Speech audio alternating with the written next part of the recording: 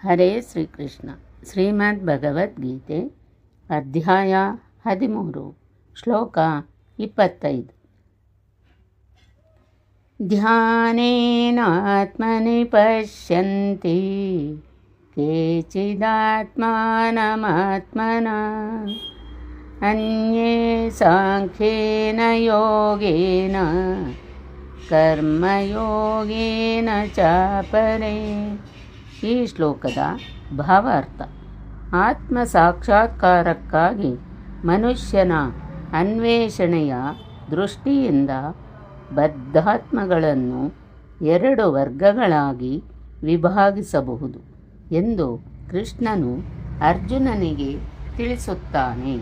ನಾಸ್ತಿಕರು, ಅಜ್ಞೇಯತಾವಾದಿಗಳು ಮತ್ತು ಸಂದೇಹವಾದಿಗಳು ಆಧ್ಯಾತ್ಮಿಕ ತಿಳುವಳಿಕೆಗೆ ದೂರವಾದವರು. ಆದರೆ ಆಧ್ಯಾತ್ಮಿಕ ಬದುಕನ್ನು ಅರ್ಥ ಮಾಡಿಕೊಳ್ಳುವುದರಲ್ಲಿ ನಿಷ್ಠರಾದ ಇತರರು ಇದ್ದಾರೆ.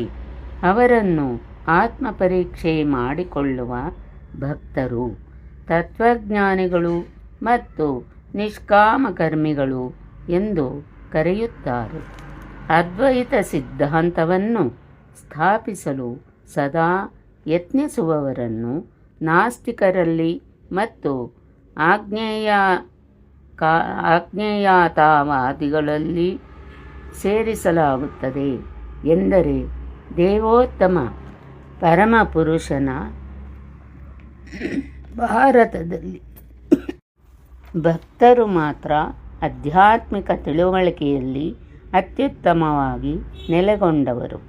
ಏಕೆಂದರೆ ಈ ಐಹಿಕ ಪ್ರಕೃತಿಯಾಚೆ ದಿವ್ಯ ಜಗತ್ತಿದೆ. ಪರಮಾತ್ಮನಾಗಿ ವಿಸ್ತೃತವಾದ ಮತ್ತು ಎಲ್ಲರಲ್ಲಿರುವ ಪರಮಾತ್ಮನಾಗಿ ಸರ್ವಾಂತರ್ಯಾಮಿಯಾದ ದೇವೋತ್ತಮನಾಗಿ ದೇವೋತ್ತಮ ಪರಮಪುರುಷನಿದ್ದಾನೆ ಎಂದು ಅವರು ಅರ್ಥ ಮಾಡಿಕೊಂಡಿದ್ದಾರೆ. ನಿಜ ಜ್ಞಾನವನ್ನು ಬೆಳೆಸಿಕೊಂಡು ಪರಮ ಪರಿಪೂರ್ಣ ಸತ್ಯವನ್ನು ಅರಿಯಲು ಪ್ರಯತ್ನ ಮಾಡುವವರಿದ್ದಾರೆ.